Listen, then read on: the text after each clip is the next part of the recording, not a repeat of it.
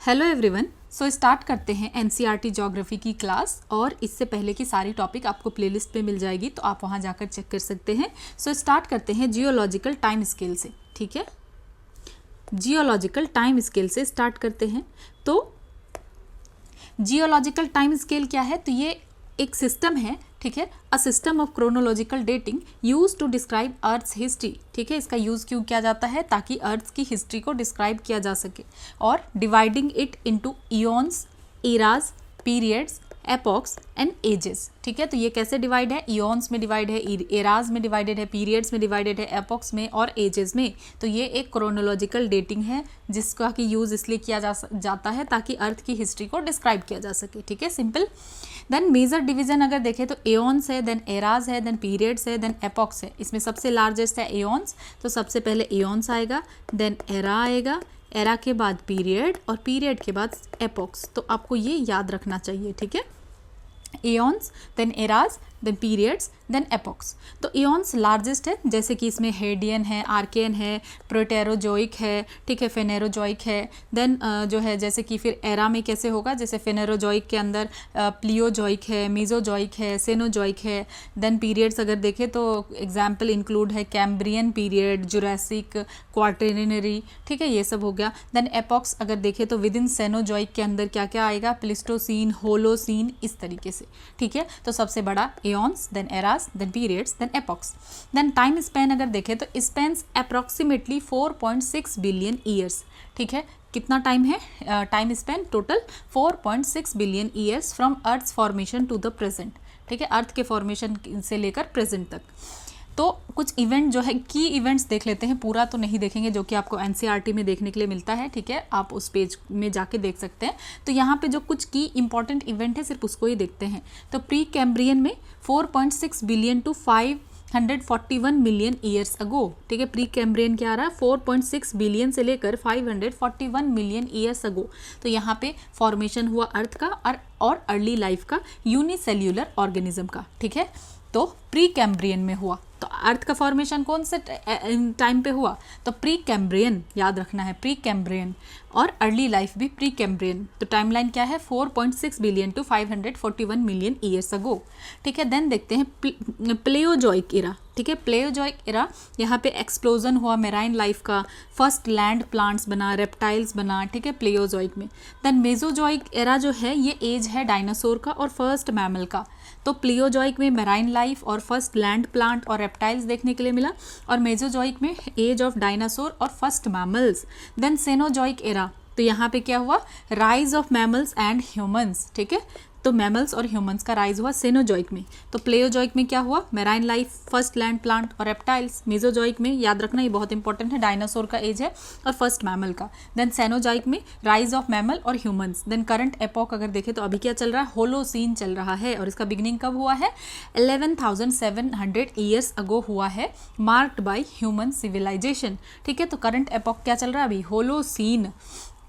Then कुछ importance अगर देखें तो ये हेल्प करते हैं साइंटिस्ट को कि ये अंडरस्टैंड कर सके कि अर्थ कैसे इवॉल्व हुआ, क्लाइमेट चेंज हुआ, या लाइफ फॉर्म्स जो है ओवर टाइम कैसा रहा, कैसे इवॉल्व हुआ, इन सारी चीज़ों के बारे में। ठीक है, तो एक्स्ट्रा कुछ चीज़ देख लेते हैं। The age written by humans. ठीक है, तो एंथ्रोपोसीन जो है is a name for today's time. तो एंथ्रोपोसीन जब हम कह रहे हैं तो टुडे के लिए, आज के टाइम के लिए एंथ्रोपोसीन कहा जा रहा है, जहाँ पे कि ह्यूमन एक्टिविटी के वजह से जो है शेप्स अर्थ मोर देन नेचर इटसेल्फ। कि ह्यूमन एक्टिविटी की वजह से जो अर्थ जो है आज का जैसा है वैसा होता जा रहा है, जितना कि नेचर से खुद ब खुद धीरे धीरे इवॉल्व होता। ठीक है, हमारा जो इमिशन है, प्लास्टिक्स है और एक्सटिंक्शन वगैरह, ये सब से क्या हो रहा है? ये सब ह्यूमन एक्टिविटी के वजह से क्लियर मार्क जो है छोड़ रहा है रॉक्स पे, आइस पे, ओशियंस पे। तो इस तरीके से हम देख पा रहे हैं कि किस तरीके से जो है human became a force of nature. ठीक है, तो ये तो एवोल्यूशन वगैरह ये किसका काम था? नेचर का, धीरे धीरे जो है शेप करता था। ठीक है, लेकिन अभी ये एंथ्रोपोसीन क्या है कि यहाँ पे ह्यूमन एक्टिविटी की वजह से अर्थ शेप हो रहा है। देन अब समझते हैं, हमारे सोलर सिस्टम के बारे में तो पढ़ चुके हैं, अब जल्दी से रिवाइज कर लेते हैं। तो सोलर सिस्टम क्या है? अ सेलेस्टियल सिस्टम है। ठीक है, इसमें सन है, प्लैनेट्स है, एस्टेरॉइड्स है, कॉमेट्स है, डस्ट्स है और गैसेस है। ठीक है। लोकेशन अगर देखें तो हमारा सोलर सिस्टम कहाँ है, ये ऑर्बिट करता है Milky Way's outer spiral arm में। कहाँ पे, ओरियन आर्म में, मिल्की वे का ओरियन आर्म में जो है ऑर्बिट कर रहे हैं, ठीक है। लोकेशन कहाँ है हमारे सोलर सिस्टम का, तो मिल्की वे के आउटर स्पाइरल आर्म में, दैट इज ओरियन आर्म, ठीक है। देन इनर और टेरेस्टेरियल प्लैनेट किसको कहते हैं, तो इनर और टेरेस्टेरियल प्लैनेट का डेंसिटी हाई डेंसिटी होता है, साइज छोटा होता है, सॉलिड रॉकी सरफेसेस होता है इंटेंस सोलर विंड की वजह से, जैसे कि मरकरी, वीनस, अर्थ और मार्स, ठीक है। तो ये क्या है, terrestrial earth like planet. Then outer और जोवियन प्लैनेट, यहाँ पे लो होता है डेंसिटी, साइज जो है बड़ा होता है, gaseous surfaces due to weak solar winds, ठीक है। जैसे एग्जाम्पल देखे तो जुपिटर, सैटर्न, यूरेनस, नेपच्यून वगैरह, ठीक है। देन टोटल प्लैनेट कितने हैं, 8 हैं, Mercury, Venus, Earth, Mars, Jupiter, Saturn, Uranus, Neptune. Mercury सबसे स्मॉलेस्ट और नियरेस्ट है सन के पास से। वीनस जो देखे तो अर्थ का ट्विन है ये, और ये हॉटेस्ट प्लैनेट है क्योंकि यहाँ कार्बन डाइऑक्साइड काफ़ी ज़्यादा है, ठीक है। एटमॉस्फेयर में कार्बन डाइऑक्साइड बहुत ज़्यादा है और सल्फ्यूरिक एसिड क्लाउड्स भी है, तो इसीलिए ये सबसे हॉटेस्ट प्लैनेट है। अगर हम देखें तो मरकरी सबसे पास है सन के, लेकिन उसके बावजूद वीनस जो है सबसे हॉटेस्ट प्लैनेट है क्योंकि यहाँ पे कार्बन डाइऑक्साइड है एटमॉस्फेयर में, सल्फ्यूरिक एसिड का क्लाउड है, ठीक है, ये सब कारण है। देन जुपिटर अगर देखें तो लार्जेस्ट प्लैनेट है जिसमें कि हाइड्रोजन, हीलियम, मीथेन और अमोनिया प्रेजेंट है। तो सबसे बड़ा प्लैनेट कौन सा है, Jupiter, largest planet with hydrogen, helium, methane and ammonia. Then axis का टिल्ट अगर हम देखें तो Venus and Uranus rotate opposite. तो ये बात याद रखना है कि वीनस और यूरेनस जो है ये ऑपोजिट रोटेट करता है to the other planets due to extreme axial tilt. तो ये एक्सिस टिल्ट की वजह से, एक्सियल टिल्ट की वजह से वीनस और यूरेनस ये रोटेट करता है opposite to the other planets, ठीक है। तो जिस तरीके से सारे प्लैनेट रोटेट करते हैं उस तरीके से नहीं बल्कि अपोजिट रोटेट करते हैं, ठीक है। सो अब नेक्स्ट देखते हैं ओवरव्यू ऑफ प्लैनेट्स। तो प्लैनेट्स के बारे में थोड़ा सा देख लेते हैं, ठीक है। Mercury, Venus, Earth, Mars, Jupiter, Saturn, Uranus and Neptune. तो मरकरी, वीनस, अर्थ और मार्स क्या है, टेरेस्ट्रियल है, ये चारों टेरेस्ट्रियल है टाइप में अगर देखें तो। और जो जुपिटर है ये क्या है, जोवियन है, गैस जाइंट। सैटर्न जोवियन है, गैस जाइंट, ये चारों जोवियन है, ठीक है। जुपिटर, सैटर्न, यूरेनस और नेपच्यून, ठीक है। और यूरेनस और नेपच्यून आइस जाइंट है, ठीक है।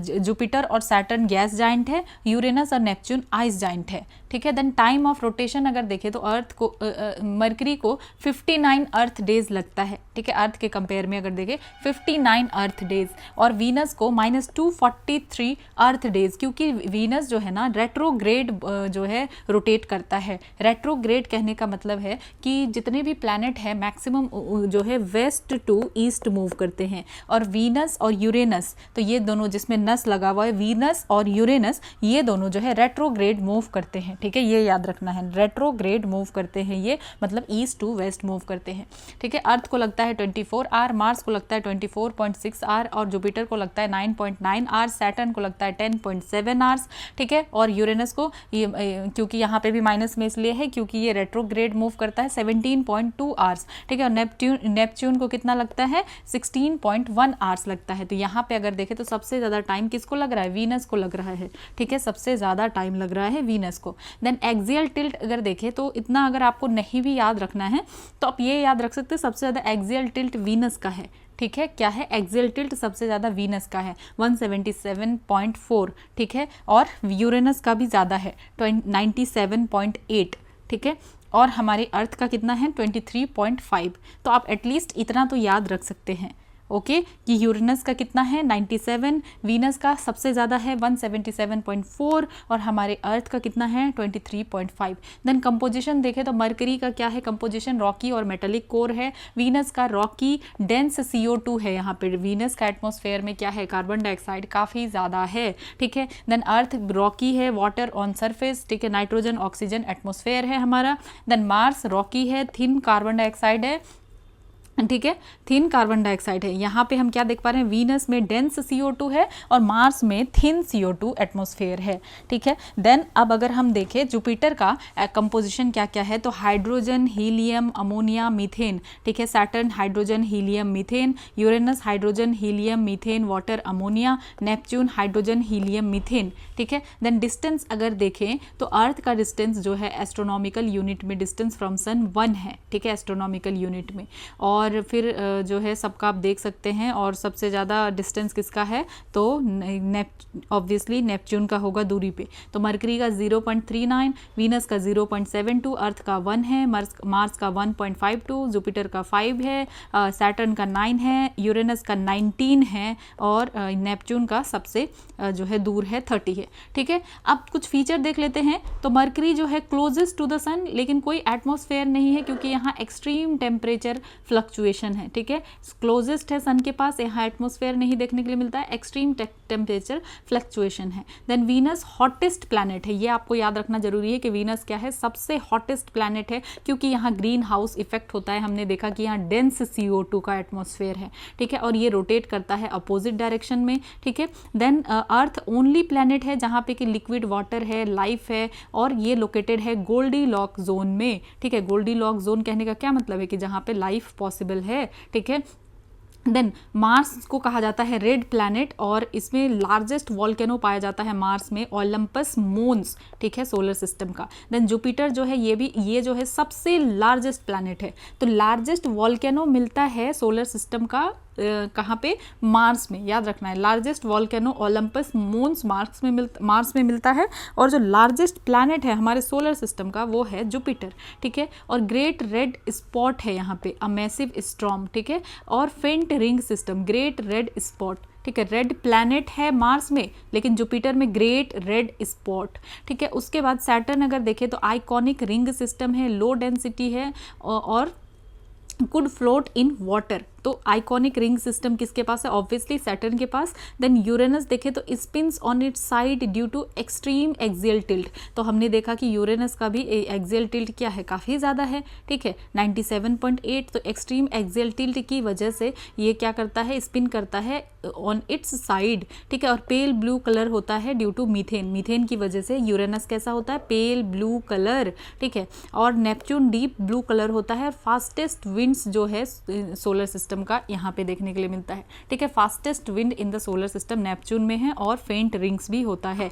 तो यहाँ पे रेड प्लैनेट याद रखना है आपको, मार्स। ठीक है, और मार्स में लार्जेस्ट वॉल्केनो है, ये याद रखना है। वीनस हॉटेस्ट प्लैनेट है। ठीक है, मरकरी क्लोजेस्ट है, लेकिन वीनस हॉटेस्ट है इसके एटमॉस्फेयर की वजह से, ग्रीन हाउस इफेक्ट की वजह से। ठीक है, ये बात आपको याद रखना है। और वीनस और यूरेनस जो है रेट्रोग्रेड मूव करता है। ठीक है, अब देखते हैं कुछ की सेलेस्टियल ऑब्जेक्ट्स के बारे में। ठीक है, तो एक्सोप्लैनेट क्या होता है इसको समझते हैं। एक्सोप्लैनेट जब हम कह रहे हैं तो एक्सोप्लैनेट का मतलब है planets orbiting stars outside our solar system. ठीक है, तो ये कौन से प्लैनेट है, ये ऐसे प्लैनेट है जो ऑर्बिट कर रहे हैं स्टार को, लेकिन हमारे सोलर सिस्टम के बाहर हैं, और इनको डिस्कवर किया जाता है using methods like radial velocity एक मेथड होता है, और ट्रांजिट फोटोमेट्री एक मेथड होता है। तो इसके द्वारा जो है डिस्कवर किया जाता है। ठीक है, एग्जाम्पल प्रोक्सिमा सेंचुरी बी। ठीक है, देन ड्वार्फ प्लैनेट क्या है, तो ये है सेलेस्टियल बॉडीज ही है जो कि ऑर्बिट करता है सन को, और इनफ मास भी है जिससे कि राउंड शेप का हो सके, लेकिन ये क्लियर नहीं करते हैं अपने ऑर्बिटल पाथ को, और इसकी वजह से ही इनको ड्वार्फ प्लैनेट कहा जाता है, क्योंकि ये अपने ऑर्बिटल पाथ को क्लियर नहीं कर पाते हैं। जैसे प्लूटो हो गया, एरेस हो गया, ह्यूमिया हो गया, मिकमिक हो गया, सेरेस हो गया। ठीक है, देन नेक्स्ट देखते हैं व्हाइट ड्वार्फ के बारे में कि व्हाइट ड्वार्फ क्या है। ठीक है, तो remnants of star like sun after exhausting their nuclear fuel. तो जब हम लाइफ साइकिल पढ़ेंगे स्टार के बारे में, देन हम व्हाइट ड्वार्फ को डिटेल में पढ़ेंगे। और जो है साइंस एंड टेक्नोलॉजी में ऑलरेडी जब हमने यूनिवर्स के बारे में पढ़ा तो इन सारे टॉपिक को बहुत ही डिटेल में कवर किया हुआ है, तो आप जाकर देख सकते हैं वहाँ पे। तो व्हाइट ड्वार्फ कहने का क्या मतलब है कि डेड रिमेन ऑफ स्टार्स, कि स्टार्स अपने लाइफ साइकिल में जब उनका न्यूक्लियर फ्यूल एग्जॉस्ट होता है, पूरी तरीके से ख़त्म हो जाता है, ठीक है, वो अपने लाइफ साइकिल के एंड की तरफ जाने लगते हैं, तो जो डेड रिमेन बचता है स्टार्स का लाइक सन, ठीक है, जब उनका फिनिश हो जाता है फ्यूल, मतलब कि लाइक सन कहने का मतलब कि जो है सन भी एक दिन क्या बनेगा, वाइट ड्वार्फ बनेगा, इसलिए लाइक सन कहा जा रहा है। ठीक है, तो रेमनेंट्स ऑफ स्टार लाइक सन, जब वो उनका न्यूक्लियर फ्यूल एग्जॉस्ट हो जाएगा, ठीक है, तब जो है हम कहेंगे वाइट ड्वार्फ। ये क्या होगा, इसमें जो है ये किसी भी तरीके का कोई एनर्जी प्रोडक्शन इसमें नहीं बचेगा, पूरा का पूरा इनका न्यूक्लियर फ्यूल जो है एग्जॉस्ट हो जाएगा।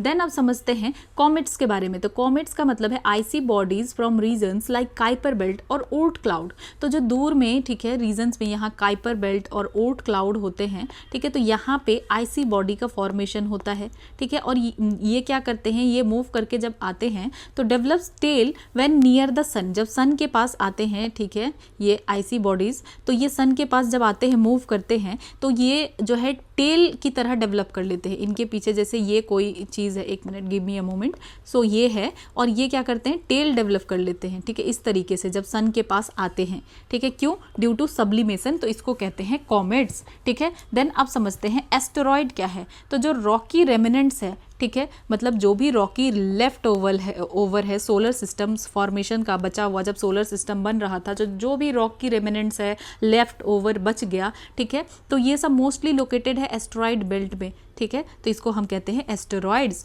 मतलब ये क्या है, बेसिकली रॉक ही है, रॉक फ्रेगमेंट्स है, छोटा बड़ा, कितना ही बड़ा साइज का भी हो सकता है, छोटा भी हो सकता है, हम आगे इसके बारे में भी देखेंगे।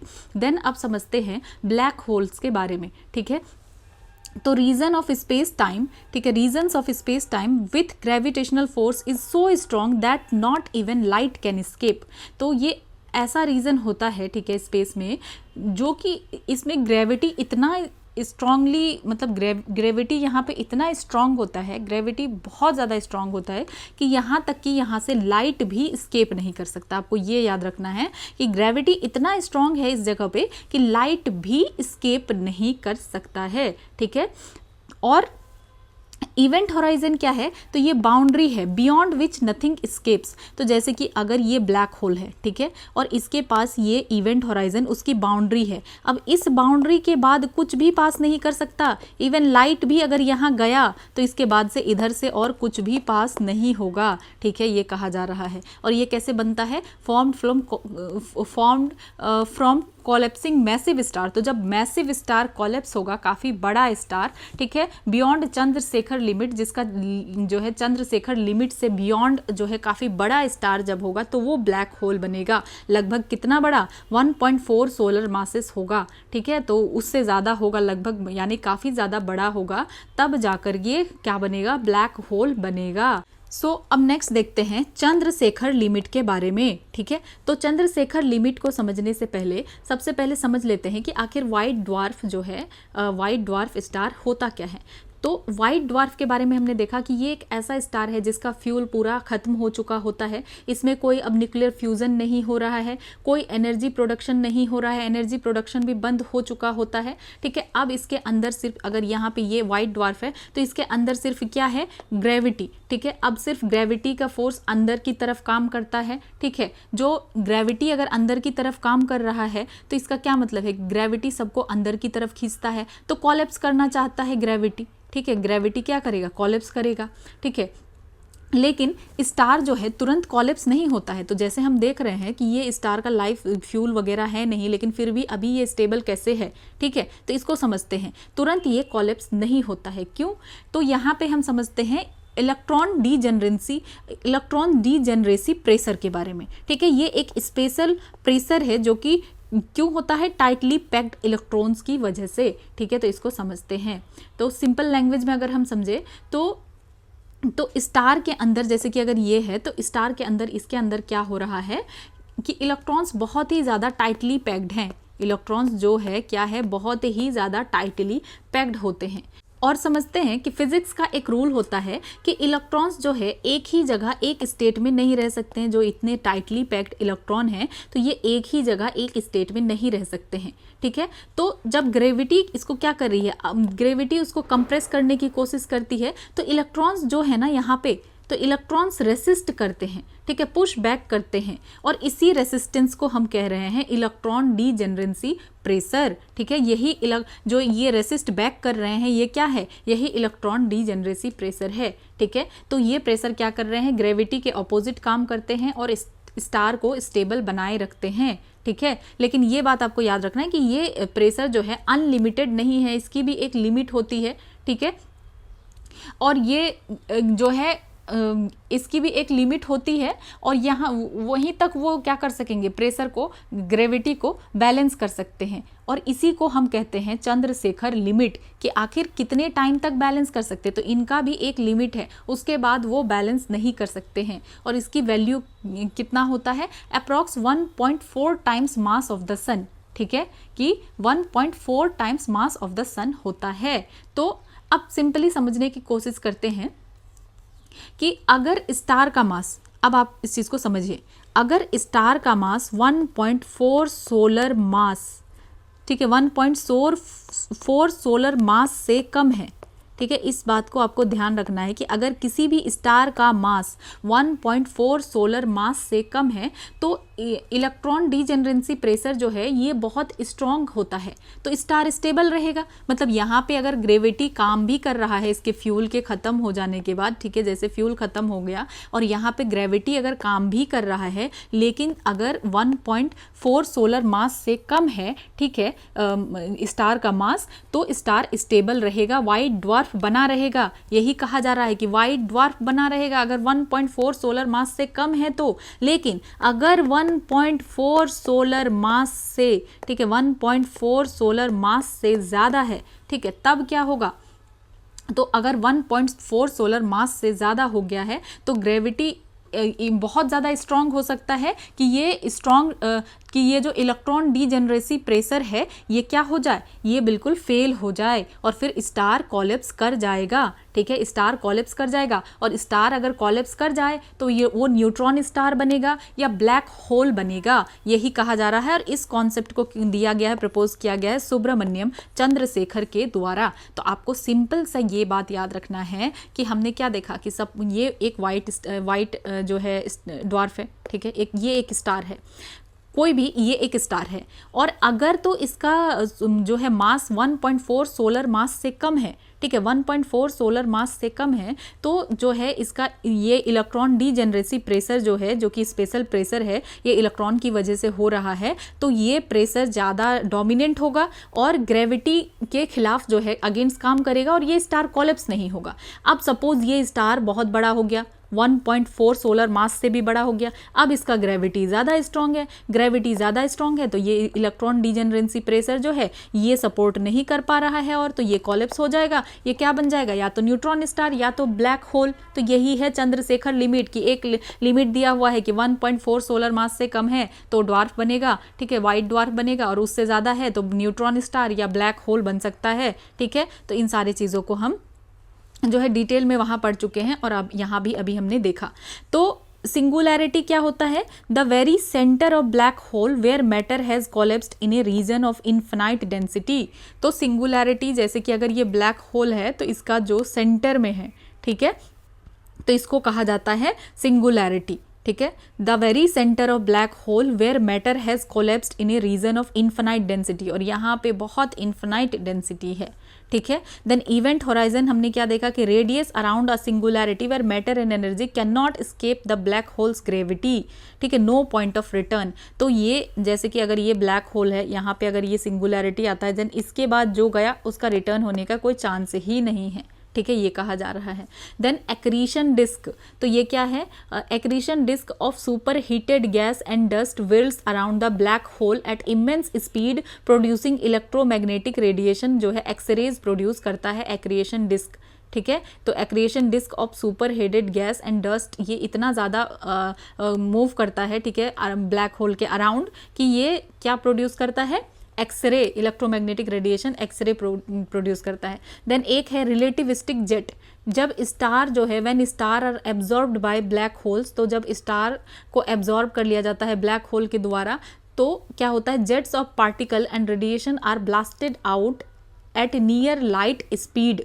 तो इसी को इसीलिए कहा जाता है रिलेटिविस्टिक जेट, कि अब जब स्टार को एब्जॉर्ब कर लिया गया है ब्लैक होल के द्वारा तो जो पार्टिकल्स है और रेडिएशन है ये ब्लास्ट आउट होता है, इस तरीके से ऐसे निकलता है, ब्लास्ट आउट होता है, ठीक है। और कितने स्पीड से, मतलब लाइट की स्पीड से। देन फोटोन स्फेयर क्या है, तो photons emitted from hot plasma, तो जो फोटोन इमिट हो रहा है hot plasma near the black holes which bends their trajectory producing a bright ring, तो इसी से एक ब्राइट रिंग प्रोड्यूस होता है, इसलिए कहते हैं फोटोन स्फेयर। यहाँ पे फोटोन्स इमिट होता है हॉट प्लाज्मा से नियर द ब्लैक होल, जो कि बेंड कर देता है देयर ट्रेजेक्टरी यानी उसके पाथ को, और प्रोड्यूस करता है एक ब्राइट रिंग। तो ये सब जो है ना ब्लैक होल से रिलेटेड चीज़ें हैं, ये चीज़ याद रखना है।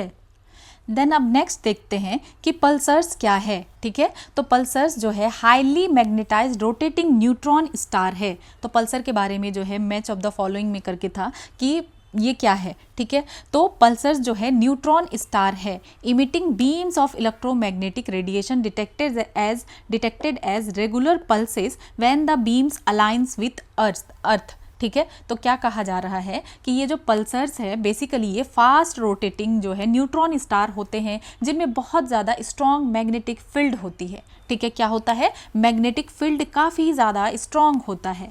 ठीक है, और ये क्या करते हैं, ये अपने पोल से इलेक्ट्रोमैग्नेटिक रेडिएशन के बीम्स को इमिट करते हैं। और जब ये स्टार रोटेट करता है, ठीक है, जब ये स्टार रोटेट करता है तो क्या होता है, तो ये बीम्स स्पेस में घूमती है, और ये बीम जब अर्थ की तरफ आती है तो हमें रेगुलर पल्सेस के फॉर्म में सिग्नल डिटेक्ट होता है। ठीक है, तो ये याद रखना है आपको पल्सर से रिलेटेड कि ये एक न्यूट्रॉन स्टार है, ये बहुत ही ज़्यादा फास्ट रोटेटिंग न्यूट्रॉन स्टार है, और ये इमिट करते हैं emitting beams of electromagnetic radiation. ठीक है, अब देखते हैं सुपरनोवा क्या है। तो सुपरनोवा को समझते हैं, explosions marking the death of massive stars dispersing elements into space and forming neutron stars और ब्लैक होल्स। तो ये एक पावरफुल यहाँ एक्सप्लोजन होता है। ठीक है, जब भी किसी मैसिव स्टार का डेथ होता है तो यहाँ पे क्या होगा, एक्सप्लोजन होगा, पावरफुल एक्सप्लोजन होगा। तो ये पावरफुल एक्सप्लोजन से ये पता चलता है कि हाँ किसी मैसिव स्टार का जो है डेथ हुआ है। ठीक है, और इस एक्सप्लोजन में बहुत ज़्यादा एनर्जी रिलीज होती है। ठीक है, हैवी एलिमेंट्स जो है स्पेस में स्प्रेड हो जाता है। ठीक है, और स्टार का कोर बच जाता है, और ये कोर बाद में न्यूट्रॉन स्टार या ब्लैक होल बन सकता है। ठीक है, देन फिर देखते हैं न्यूट्रॉन स्टार। तो compact remnants of massive star that exploded as supernova composed mostly of neutrons. ठीक है, तो न्यूट्रॉन स्टार क्या होता है, ये सुपरनोवा के बाद बचे हुए कोर होते हैं। जैसे सुपरनोवा यहाँ एक्सप्लोजन हुआ, इसके बाद काफ़ी सारा चीज़ स्पेस में चला गया, स्प्रेड कर गया, तो इसके बाद जो कोर बच गया, ठीक है, तो ये कोर क्या है, न्यूट्रॉन स्टार है। ये बहुत ही ज़्यादा कॉम्पैक्ट और डेंस होता है, मेनली न्यूट्रॉन से बना होता है। किस चीज़ से बना होता है न्यूट्रॉन स्टार, मेनली न्यूट्रॉन से बना होता है। ठीक है, और इतना डेंस होता है कि एक छोटा सा पीस भी, ठीक है, बिलियंस ऑफ टन्स का वेट रख सकता है। तो ये याद रखना है, बहुत ज़्यादा डेंस होता है कि इसका छोटा सा पीस का भी वेट बहुत ज़्यादा होगा। देन अब देखते हैं क्वासर्स। तो क्वासर्स क्या है समझते हैं। तो extremely bright and energetic centres of distant galaxies powered by super massive black holes emit vast amount of radiation as matter spirals into the black hole. तो समझते हैं ये क्या है। तो ये यूनिवर्स का सबसे ब्राइट और एनर्जेटिक ऑब्जेक्ट होता है। तो एनर्जेटिक और सबसे एक्सट्रीमली ब्राइट, एक्सट्रीमली चमकीला, ठीक है, और एनर्जेटिक सेंटर होता है डिस्टेंट गैलेक्सीज का। तो याद रखना है कि ये यूनिवर्स का सबसे ब्राइट और एनर्जेटिक ऑब्जेक्ट्स होते हैं। ये डिस्टेंट गैलेक्सीज के सेंटर में मिलता है। तो कहाँ मिलता है, ये सेंटर में मिलता है, सेंटर ऑफ डिस्टेंट गैलेक्सीज। और इनके सेंटर में होता है सुपर मैसिव ब्लैक होल्स। ठीक है, और इनके सेंटर में क्या है, सुपर मैसिव ब्लैक होल होता है। ठीक है, तो जब मैटर ब्लैक होल के अंदर जाता है, ठीक है, तो वो हीट अप होकर बहुत ज़्यादा रेडिएशन इमिट करता है, और इसी वजह से क्वासर्स इतने ब्राइट दिखते हैं। ठीक है, ये बात याद रखना है कि इसी वजह से क्वासर्स इतने ब्राइट दिखते हैं। तो सिंपली क्वासर्स क्या है, तो एक्सट्रीमली ब्राइट और एनर्जेटिक सेंटर है, ठीक है, डिस्टेंट गैलेक्सीज का। तो अगर डिस्टेंट गैलेक्सीज में क्या देखने के लिए मिलता है कि इस जगह पे क्या है, काफ़ी ज़्यादा ब्राइटनेस है, काफ़ी ज़्यादा एनर्जी है। ठीक है, कैसे हो रहा है, सुपर मैसिव ब्लैक होल की वजह से हो रहा है। तो जैसे ही ब्लैक होल के अंदर में कुछ भी जा रहा है, जैसे हम देखें अब वहाँ से बाहर कुछ नहीं निकलेगा, तो उसके अंदर जब कुछ चीज़ जा रहा है तो वो इमिट करेगा वास्ट अमाउंट ऑफ रेडिएशन। ठीक है, और उस जो है इतना ज़्यादा रेडिएशन इमिट करेगा कि इसी वजह से क्वासर जो है ब्राइट दिखेंगे। ठीक है, सिंपल सा ये चीज़ कहा जा रहा है। अब नेक्स्ट देखते हैं स्टार फॉर्मेशन के बारे में। तो इसका लाइफ साइकिल देख लेते हैं, ठीक है। तो सबसे पहले जो है जाइंट गैस, ठीक है, जाइंट गैस क्लाउड या नेब्यूला बनता है। सबसे पहला स्टेप क्या है, नेब्यूला। ग्रेविटेशनल कॉलेप्स होता है, देन बनता है ये प्रोटोस्टार, देन बनता है ये टिटोरी, तो ये बर्थ फेज है। देन इसके बाद जो है क्या बनेगा, फिर इसमें दो तरीके का कैटेगरी होगा। एक तो अगर बहुत हाई मास है, ठीक है, हाई बहुत ही ज़्यादा मास है या बहुत मैसिव स्टार है, ठीक है, तो जैसे कि सीरियस, तो एक ये कैटेगरी होगा कि ये हाई मास है या मैसिव स्टार है, बहुत बड़ा। और अगर लो और मीडियम मास है जैसे कि सन, तो फिर समझते हैं कि अगर लो और मीडियम मास है तो इस केस में क्या बनेगा, फिर ये बनेगा रेड जाइंट, फिर बनेगा प्लैनेटरी नेब्यूला, फिर बनेगा वाइट ड्वार्फ, जो कि हम सन के केस में कहते हैं कि सन क्या बनेगा, वाइट ड्वार्फ बनेगा, ठीक है। Then black dwarf.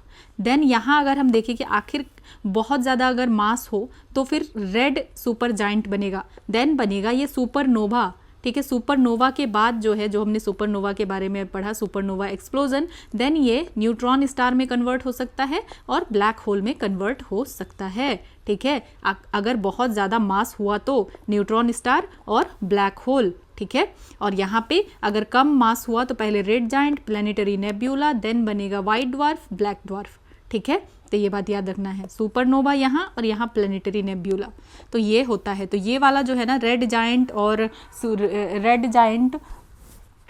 Red super giant, तो ये ओल्ड एज होगा, ठीक है। और जब यहाँ पे प्लैनेटरी नेब्यूला या सुपरनोवा की तरफ, तो मतलब डेथ और रेमिनेंट्स है ये, ठीक है। और ये मेन सीक्वेंस स्टार है। तो अभी सन हमारा क्या है, मेन सीक्वेंस स्टार है, तो ये यूथफुल स्टेज होता है। ये वाला स्टेज ना यूथफुल स्टेज होता है, मेन सीक्वेंस स्टार है सन हमारा।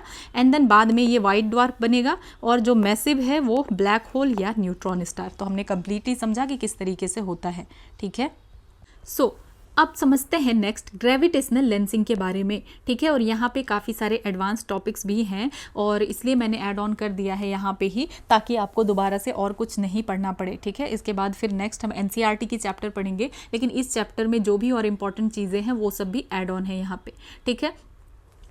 तो ग्रेविटेशनल लेंसिंग क्या है, तो gravitational lensing is a phenomena where light bends due to gravity. तो यहाँ पे लाइट जो है बेंड करता है, मुड़ जाता है ग्रेविटी के वजह से। मैसिव ऑब्जेक्ट्स लाइक गैलेक्सीज और black holes curve space time, light passing near them follows this curved path. तो अब इस बात को आराम से समझते हैं। तो ग्रेविटेशनल लेंसिंग क्या है, ये एक ऐसा फिनोमेना है जहाँ लाइट सीधी नहीं चलती बल्कि बेंड हो जाती है, ठीक है। क्या होती है, बेंड हो जाती है ग्रेविटी की वजह से। तो जब भी कोई बहुत मैसिव ऑब्जेक्ट होता है जैसे कि गैलेक्सी या ब्लैक होल होता है, तो वो अपने आसपास का जो भी स्पेस टाइम है उसको कर्व कर देता है, उसके गैलेक्सी की वजह से, सॉरी नॉट गैलेक्सी, उसके ग्रेविटेशन की वजह से ऐसा होता है कि वो स्पेस टाइम को कर्व कर देती है, ठीक है। किसकी वजह से, ग्रेविटी की वजह से। तो अब जब किसी भी डिस्टेंट ऑब्जेक्ट से लाइट पास करती है तो क्या होता है कि वो क्या स्ट्रेट लाइन में जाएगी, फिर वो स्ट्रेट लाइन को फॉलो नहीं करती, बल्कि ये जो कर्व पाथ बनाया हुआ है तो इसी कर्व स्पेस टाइम को फॉलो करती है, ठीक है। तो इसका फिर रिजल्ट क्या होता है, तो जो डिस्टेंट ऑब्जेक्ट है वो डिस्टॉर्टेड दिखते हैं, ठीक है, डिस्टॉर्टेड दिखते हैं।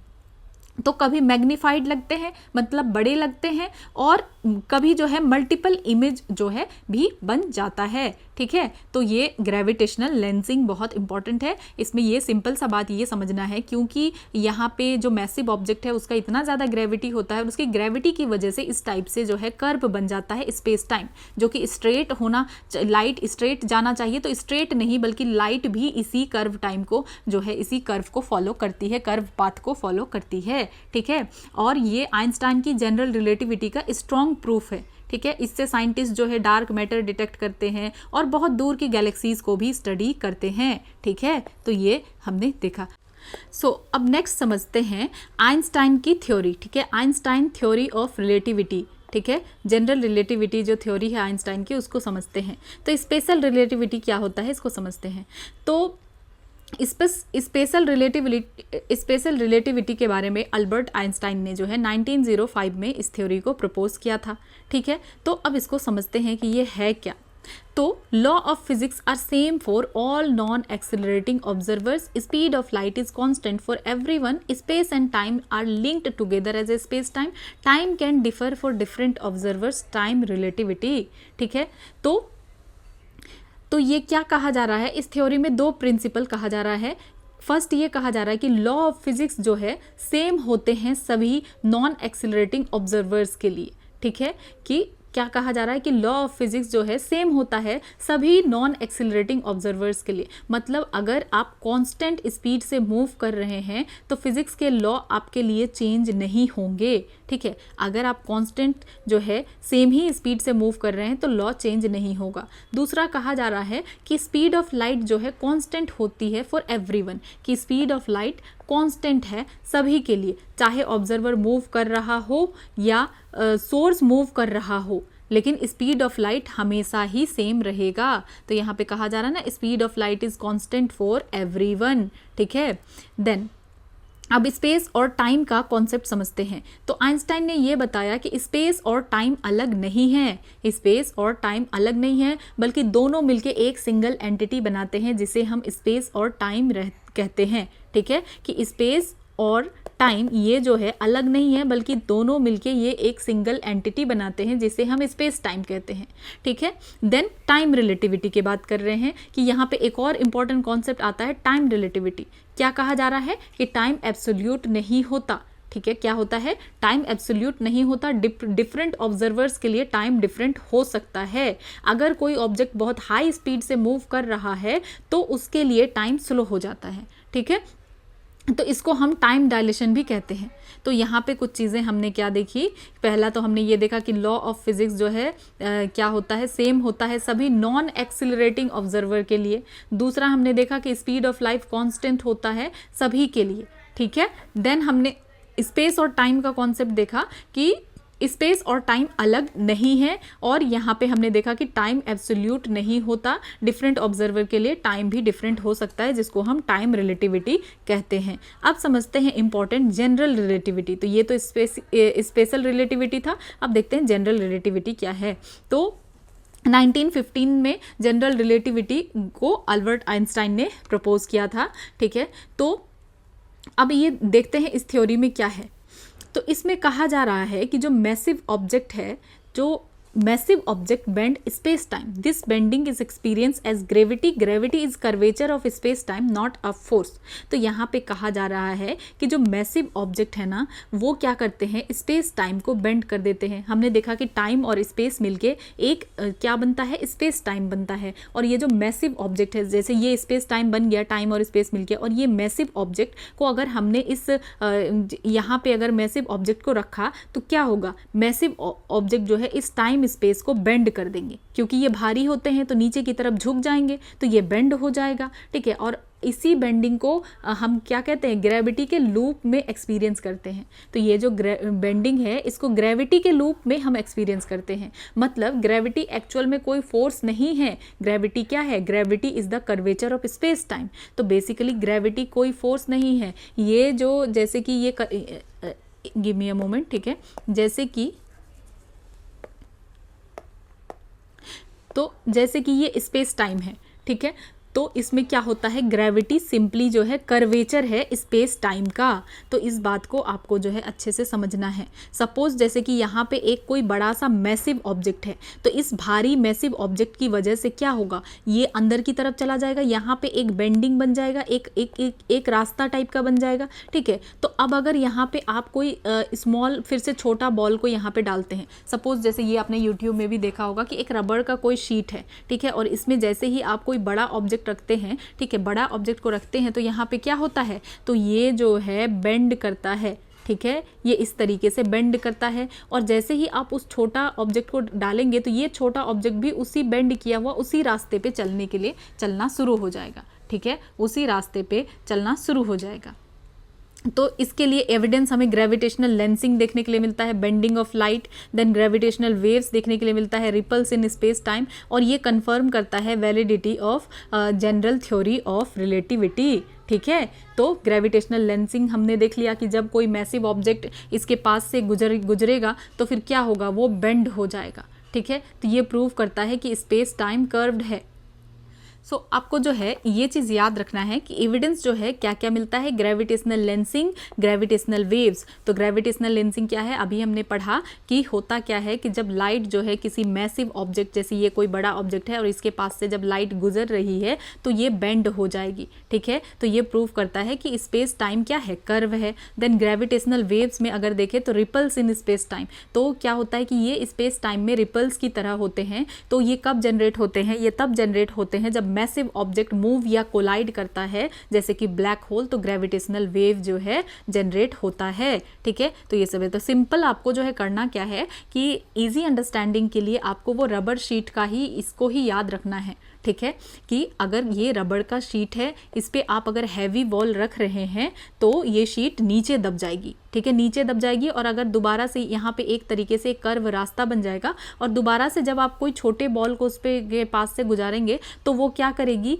उस हैवी बॉल की तरफ ही घूम जाएगी। जो ये रास्ता बन रहा है तो ये ऐसे ही घूमते रहेगा, ठीक है। तो इसी तरीके से क्या होता है कि सन, अर्थ, स्टार, ये सब क्या करते हैं, स्पेस टाइम को बेंड कर देते हैं और जो दूसरे ऑब्जेक्ट होते हैं उस बेंडिंग के अकॉर्डिंग मूव करते रहते हैं, ठीक है। ग्रेविटी कोई फोर्स नहीं है, एक्चुअली ग्रेविटी क्या है, स्पेस टाइम का कर्वेचर है, ठीक है। तो जैसे ये अगर स्पेस और टाइम मिलके स्पेस टाइम बना तो ग्रेविटी उसी का कर्वेचर है, स्पेस टाइम का कर्वेचर है। अब नेक्स्ट समझते हैं वार्म होल के बारे में। तो वार्म होल जो है एक थियोरेटिकल कॉन्सेप्ट है, ठीक है। तो can act as a bridge और shortcut between two points in a curved space time which are well separated in practical terms to the inhabitants of the universe. तो समझते हैं इस चीज़ को क्या कहा जा रहा है कि ये जो है ना स्पेस टाइम के अंदर एक शॉर्टकट या ब्रिज होता है जो यूनिवर्स के दो बहुत दूर के पॉइंट को डायरेक्ट कनेक्ट करता है। जैसे अगर ये पॉइंट है और ये पॉइंट है तो ये डायरेक्ट कनेक्ट करता है। इस तरीके से दिखा रहा है कि यूनिवर्स के दो पॉइंट को डायरेक्ट कनेक्ट करता है।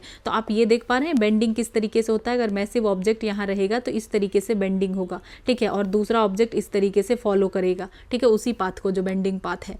तो यहाँ पे सिंपली वार्म होल एक थियोरेटिकल कॉन्सेप्ट है। तो ये कहा जा रहा है कि ये स्पेस टाइम के अंदर एक शॉर्टकट है, ठीक है, या ब्रिज की तरह होता है जो क्या करेगा कि जो दो बहुत दूर के पॉइंट्स होंगे उसको डायरेक्ट यूनिवर्स में ये क्या करेगा, कनेक्ट कर देगा। मतलब जो डिस्टेंस नॉर्मली बहुत ज़्यादा है वार्म होल के थ्रू वो इंस्टेंट शॉर्टकट बन सकता है ऐसे, ठीक है, कि ये इस तरीके से इंस्टेंट जो है शॉर्टकट बन गया। अगर ऐसे देखें तो बहुत डिस्टेंस है तो ये शॉर्टकट बन गया, ठीक है।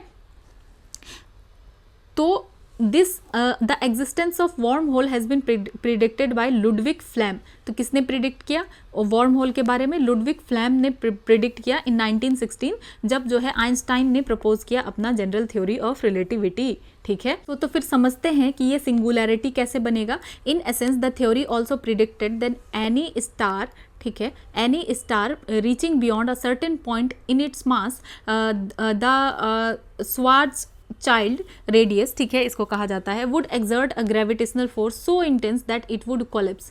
At that point, nothing would capable of escaping its surface, including light. This phenomena is known as Chandrasekhar limit, named after Indian astrophysicist Subramaniam Chandrasekhar, who proposed it in 1930. तो ये बनता कैसे है? तो जब कोई स्टार का मास बहुत ज़्यादा होता है, बहुत ज़्यादा मैसिव होता है, जो कि हमने चंद्रशेखर लिमिट में ऑलरेडी पढ़ा, तो वो कॉलेप्स करने लगता है कि इसका अगर मास बहुत ज़्यादा है तो वो कॉलेप्स करने लग जाएगा और वो एक पॉइंट तक पहुँच जाएगा जिसको हम कहेंगे क्या कहेंगे, सवार्ज चाइल्ड रेडियस, ठीक है, सॉरी फॉर द प्रोनाउंसिएशन। तो इसको कहेंगे सवार्ज चाइल्ड रेडियस कहेंगे। तो उसके बाद ग्रेविटी इतनी स्ट्रांग हो जाती है कि सब कुछ कॉलेप्स हो जाएगा। तो इसके बाद इस रेडियस के बाद सब कुछ कॉलेप्स हो जाएगा, ठीक है, यहाँ तक कि लाइट भी एस्केप नहीं कर पाएगी। और सुब्रमण्यम चंद्रशेखर ने इसको जो है बताया था कब, 1930 में, कि एक स्टार के मास की एक लिमिट होती है और उस लिमिट के बियॉन्ड अगर वो चला जाएगा तो वो कॉलेप्स कर जाएगा वो स्टार और वो ब्लैक होल बन जाएगा, ठीक है। तो आई होप कि अब आप ब्लैक होल में और स्टार इन सारी चीज़ों में कभी भी कंफ्यूज नहीं होंगे, क्योंकि मैंने मतलब जितना पॉसिबल हो अपनी तरफ से मैंने समझाने की कोशिश की है। देन आप कमेंट सेक्शन में बताएं कि आपको जो भी कॉन्सेप्ट है समझ में आ रहा है या नहीं, तो फिर अकॉर्डिंगली मुझे भी समझ में आएगा, ठीक है। सो अब देखते हैं इवेंट होराइजन के बारे में। तो इवेंट होराइजन क्या है? A boundary around black hole where escape velocity equals to the speed of light. तो ये क्या कहा जा रहा है कि इवेंट होराइजन जो है क्या है, एक ब्लैक होल का बाउंड्री होता है और यहाँ पे escape वेलोसिटी जो है स्पीड ऑफ लाइट होती है। मतलब इस बाउंड्री के बाद कुछ भी बाहर नहीं आ सकता, लाइट भी नहीं, ठीक है। इवेंट होराइजन का कहने का मतलब है कि नो पॉइंट ऑफ रिटर्न, ठीक है, कि ये क्या है, बाउंड्री है ब्लैक होल का, कि ये ब्लैक होल है तो ये इवेंट होराइजन उसकी बाउंड्री है और इस पॉइंट के बाद कुछ वापस नहीं आ सकता, लाइट भी वापस नहीं आ सकता है, कोई रिटर्न नहीं है, ठीक है, ये कहा जा रहा है। Then for an outside observer, तो बाहर से देखने पर क्या लगता है कि object appears to slow down and fade near it. तो बाहर से अगर हम देखें तो ऐसा लगता है कि ऑब्जेक्ट स्लो होता हुआ लग रहा है, ठीक है, धीरे धीरे फेड होता हुआ लग रहा है। और ये किससे रिलेटेड है? रिलेटेड टू सिंगुलैरिटी, ठीक है, किससे रिलेटेड है? सिंगुलैरिटी। और ये सिंगुलैरिटी लाई करता है इवेंट होराइजन के अंदर। तो जो इवेंट होराइजन के अंदर जो है ये पॉइंट है तो ये होता है सिंगुलैरिटी, अंदर वाला पॉइंट, और ये इवेंट होराइजन है, यहाँ के बाद कुछ भी पास नहीं होगा, ठीक है। तो हमने सिंगुलैरिटी को अच्छे से समझा कि यहाँ लॉ ऑफ फिजिक्स जो है इनवैलिड हो रहा है, ठीक है। यहाँ पे जो भी आ रहा है इस पॉइंट के बाद कुछ भी एस्केप नहीं होगा, कुछ भी नहीं निकलेगा यहाँ से, nothing would be capable of escaping its surface, इसके सरफेस से बाहर नहीं निकल सकता, यहाँ भी, यहाँ तक कि लाइट भी नहीं। तो ये है, ठीक है। तो यहाँ पे हमने चंद्रशेखर लिमिट में पढ़ा था कि एक जो है स्टार का, उसका भी एक मास का एक लिमिट होता है, तो एक लिमिट के बाद वो कोलैप्स होने लग जाएगा, ठीक है। तो ये अभी हमने बहुत अच्छे से डिटेल में डिस्कस कर लिया। अब नेक्स्ट समझते हैं कुछ अदर सेलेस्टियल फिनोमेना को समझ लेते हैं। मीटियोरॉइड्स क्या है, ठीक है, मीटियोर क्या है और मीटियोराइट्स क्या है। तो मीटियोरॉइड मतलब जो स्मॉल रॉकी और मेटेलिक बॉडी स्पेस में घूमेगा, ठीक है, तो उसको हम कहेंगे, जो भी स्मॉल बॉडी होगा तो जब तक तो वो स्पेस में है हम कहेंगे मीटियोरॉइड्स, ठीक है, मीटियोरॉइड। और जैसे ही वो फिर एटमॉस्फेयर में, अर्थ के एटमॉस्फेयर में एंटर करेगा और प्रोड्यूस करेगा एक ब्राइट स्ट्रीक टाइप का, ठीक है, तो हम कहेंगे मीटियोर। और जैसे ही वो अर्थ के सरफेस पे लैंड कर जाएगा, मतलब वो अपने जर्नी को सर्वाइव कर लेगा और अर्थ के सरफेस पे लैंड कर जाएगा, तो हम कहेंगे मीटियोराइट। तो पहला क्या है, अगर स्पेस में है तो क्या कहेंगे, अगर स्पेस में ही घूम रहा है तो हम कहेंगे मीटियोरॉइड। और जैसे वो अर्थ के एटमॉस्फेयर में आएगा तो वो जो है क्या करेगा, इस तरीके का ब्राइट जो है स्ट्रीक भी प्रोड्यूस करेगा, ठीक है। तो अर्थ के एटमॉस्फेयर में आएगा तो मीटियोर, और जैसे अर्थ पे पूरा लैंड कर गया तो हम कहेंगे मीटियोराइट। अब देखते हैं ओर्ट क्लाउड क्या है। तो ये एक हाइपोथेटिकल आउटर मोस्ट बाउंड्री है सोलर सिस्टम का। तो ओर्ट क्लाउड क्या है, hypothetical outer most boundary of solar system, ठीक है। और ये जो है सोर्स है ऑफ लॉन्ग पीरियड कॉमेट्स, ठीक है, कॉमेट्स वगैरह जो है इसी ओर्ट क्लाउड से आता है, ये जो कि हमने कॉमेट्स के बारे में पढ़ा भी हुआ है। देन प्लेनेटरी नेब्यूला, तो ये क्या है, cloud of gas ejected by dying star.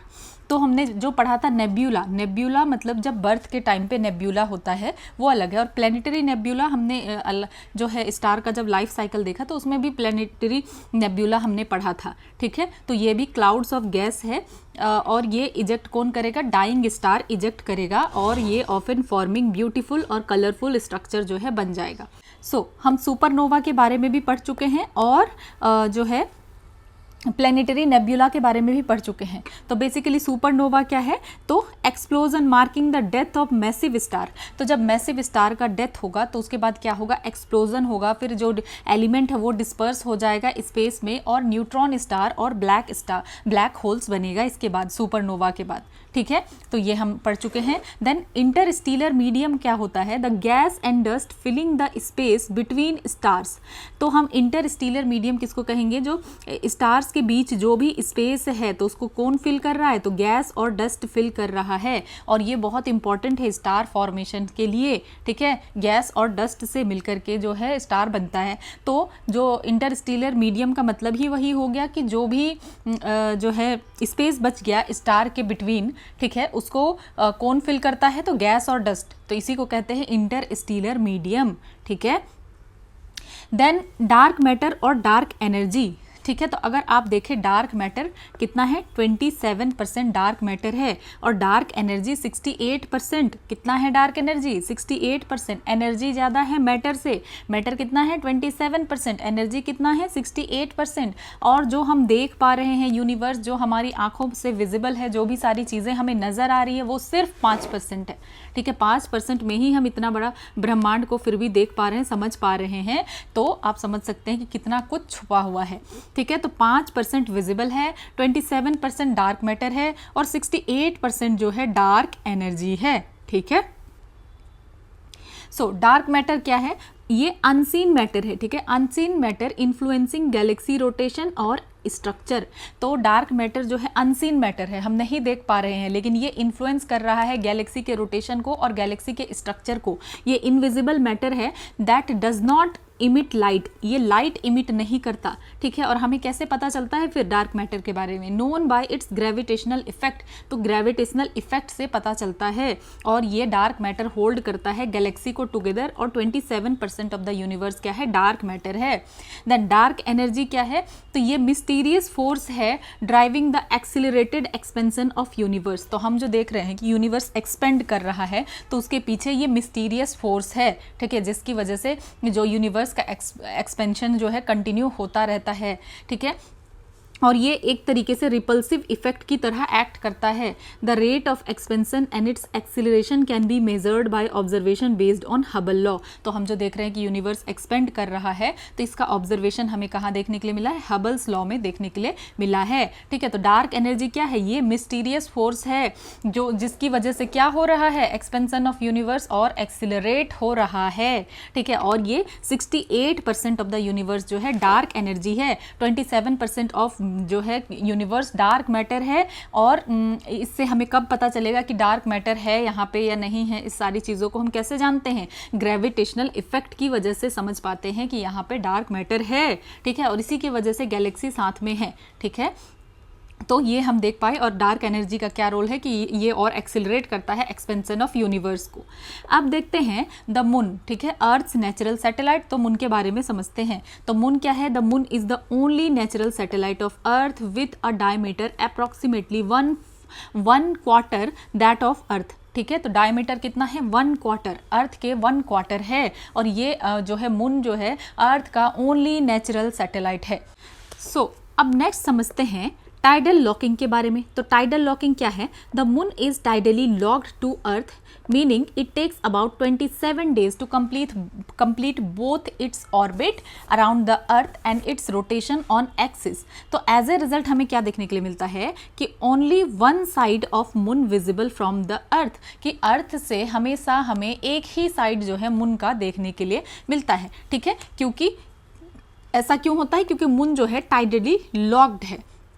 Moon अपने एक्सिस पे घूमने में, ठीक है, रोटेशन में जितना टाइम लेता है उतना ही टाइम वो अर्थ के अराउंड घूमने में, मीन्स रेवोल्यूशन में भी लेता है, ठीक है। 27 days लगभग लेता है कि वो जब, अब वो दो तरीके का मूवमेंट होता है, एक तो पूरा रेवोल्यूशन होगा, ठीक है, अर्थ के चारों तरफ, और दूसरा वो अपने एक्सिस पे भी तो घूम रहा है, ठीक है, वो अपने एक्सिस पे भी घूम रहा है और मून के चारों ओर भी घूम रहा है वो, और वो अपने एक्सिस पे भी चक्कर लगा रहा है, ठीक है। तो इसमें टोटल लगभग जो है 27 days रहता है। तो क्योंकि रोटेशन और रेवोल्यूशन दोनों का टाइम सेम है, इसीलिए मून का जो है हमेशा सेम फेस ही अर्थ की तरफ से दिखाई देता है, ठीक है। कि इसका मतलब क्या है कि अर्थ से जब हम मून को देखते हैं तो मून का एक ही साइड हमें हमेशा दिखता है, क्योंकि ये रोटेशन और रेवोल्यूशन दोनों में 27 days जो है लेता है, ठीक है। अब आप जो है अर्थ के बारे में बताइए कि अर्थ रोटेशन एंड रेवोल्यूशन में कितना टाइम लेता है, कमेंट सेक्शन में अगर आप लेक्चर देख रहे हैं तो, ठीक है। देन अब देखते हैं कि आखिर मून का फॉर्मेशन कैसे हुआ। तो हम ऑलरेडी पढ़ चुके हैं कि मून का फॉर्मेशन कैसे हुआ, जायंट इम्पैक्ट हाइपोथेसिस से, जिसको कि बिग स्प्लैट कहा जाता है। तो ये थ्योरी क्या सजेस्ट करता है कि मून कैसे बना? Moon formed from the debris resulting from a collision between a Mars sized body and the early अर्थ। तो कहा जा रहा है कि अर्थ से जो है अर्ली अर्थ, जब अर्थ अपने इनिशियल फेज में था, तो एक मार्स के साइज का, ठीक है, मार्स के साइज या उससे भी बड़ा बॉडी आकर के टकराया, कॉलिजन किया, और अर्थ का ही हिस्सा निकल करके फिर क्या बना? मून बना, ठीक है। इसको क्या कहा जाता है? जायंट इम्पैक्ट हाइपोथेसिस कहा जाता है। देन अब नेक्स्ट समझते हैं सुपर मून। तो सुपर मून क्या होता है? सुपर मून कब अकर होता है? जब मून जो है क्लोजेस्ट डिस्टेंस में होता है अर्थ से। एपोजी, कि जब इस तरीके से मून क्या कर रहा है, अर्थ के चारों ओर रिवॉल्व कर रहा है, तो वो किसी टाइम पे क्या होता है कि अर्थ के जब डिस्टेंस, ये वाला डिस्टेंस जो है कम होता है, ठीक है, तो ये डिस्टेंस कम होता है, तो इसको हम कहते हैं पेरिजी।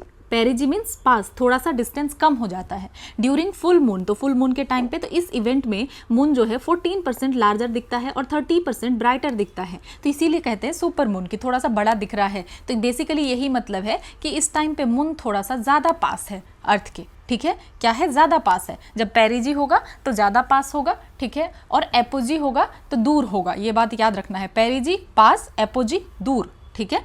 अब देखते हैं मून्स ऑफ वेरियस प्लैनेट्स, ठीक है, कौन कौन से प्लैनेट्स के कितने मून्स हैं इसको भी देख लेते हैं। तो मरकरी का कोई भी मून नहीं है, वीनस का भी कोई भी मून नहीं है, अर्थ का हमारा सिर्फ एक ही मून है, ठीक है, एक ही मून है, और ये इन्फ्लुएंस करता है टाइड्स को और स्टेबलाइज करता है एक्सियल टिल्ट को, ठीक है, तो टाइड्स को इन्फ्लुएंस करता है, ठीक है, जो टाइड होता है उसको इन्फ्लुएंस करता है और स्टेबलाइज करता है एक्सियल टिल्ट को। देन मार्स के बारे में अगर देखें तो मार्स का कितना मून है? 2 मून है, फोबोस एंड डेमोस, 2 मून है, इसका भी नाम आपको पता होना चाहिए, फोबोस एंड डेमोस। और फोबोस कैसा होता है? इररेगुलर होता है, स्पाइरलिंग इनवर्ड, और डेमोस जो है, डेमोस कैसा होता है? स्मॉलर होता है, डिस्टेंट होता है, दूर होता है, ठीक है। देन जुपिटर का अगर हम देखें तो 95 है, कितना मून है? 95 है, तो सबसे ज़्यादा मून हमें जुपिटर का ही देखने के लिए मिल रहा है, 95 है। इसमें जो है इंपॉर्टेंट वन नोटेबल देख ले तो आईओ, यूरोपा, गैनीमेड, कैलिस्टो, ठीक है, आईओ, यूरोपा, गैनीमेड, कैलिस्टो। तो आईओ क्या है? वॉल्केनिकली एक्टिव है ये, ठीक है, यहाँ पे वॉल्केनो हो रहा है, एक्टिव है, एक्टिव वॉल्केनो देखने के लिए मिलता है। देन यूरोपा जो है यहाँ पे पोटेंशियल ओशन हो सकता है। गैनीमेड लार्जेस्ट मून है, तो याद रखना है सबसे बड़ा मून जो है क्या है? गैनीमेड है। और कैलिस्टो ये हैविली क्रेटर्ड है, क्या है ये? इसमें बहुत सारा क्रेटर वगैरह गड्ढा बना हुआ है, हैविली क्रेटर्ड है। तो आईओ जो है ये वॉल्केनिकली एक्टिव है, मतलब वॉल्केनो है यहाँ पे। यूरोपा जो है यहाँ पे पोटेंशियल ओशन हो सकता है। गैनीमेड लार्जेस्ट मून है, और कैलिस्टो हैविली क्रेटर्ड, ठीक है। अब सैटर्न अगर देखें तो इसमें भी 80+ मून है, और जो नोटेबल मून्स है तो उसमें टाइटन है, रिया है और लेपिटस है, ठीक है। टाइटन का एटमॉस्फेयर थिक होता है और मीथेन लेक्स है यहाँ पे। रिया का देखें तो आइसी सरफेस है और लेपिटस जो है 2 टोन कलरेशन यहाँ देखने के लिए मिलता है। देन यूरेनस का 27 मून है, और क्या नाम है नोटेबल अगर देखें तो टाइटेनिया, ओबेरॉन और मिरांडा, ठीक है, टाइटेनिया, ओबेरॉन और मिरांडा है। टाइटेनिया लार्जेस्ट मून है, क्या है? Titania is the largest moon. Oberon heavily cratered है। Miranda unique surface feature. Then Neptune का अगर हम देखें तो 14 है। Triton notable moon. ट्रिटन जो है रेट्रोग्रेड ऑर्बिट है और जियोलॉजिकली एक्टिव है। सो अब समझते हैं प्रोग्रेड और रेट्रोग्रेड, ठीक है, ये क्या है, इस मोशन को और रोटेशन को समझते हैं। तो जब हम कह रहे हैं प्रोग्रेड मोशन, तो ये नॉर्मल मोशन है, समझते हैं। The apparent eastward motion of a planet against the background of stars as observe from earth. It's the usual counterclockwise orbital motion of a planet around the sun when viewed from above the sun's north pole. ठीक है, तो क्या कहा जा रहा है कि जब हम अर्थ से किसी प्लैनेट को देखते हैं तो वो स्टार्स के बैकग्राउंड के अगेंस्ट ईस्ट डायरेक्शन, ठीक है, वेस्ट टू ईस्ट में मूव करता हुआ दिखता है। ये एक्चुअली जो है, ठीक है, वेस्ट टू ईस्ट, ठीक है, east direction means west to east जो मूव कर रहा है, ये एक्चुअली प्लैनेट्स का नॉर्मल काउंटर क्लॉकवाइज मोशन है, ठीक है। कैसा? Eastward motion of a planet. Eastward motion of a planet जब हम कह रहे हैं तो वेस्ट टू ईस्ट, ठीक है, कि वेस्ट से ईस्ट की तरफ जा रहा है, eastward motion of a planet, ठीक है। तो ये एक्चुअल में नॉर्मल है, ठीक है, ये नॉर्मल है, काउंटर क्लॉकवाइज मोशन है, ये नॉर्मल मोशन है, ठीक है, जब हम उन्हें सन के नॉर्थ पोल के ऊपर से इमेजिन करते हैं, ठीक है।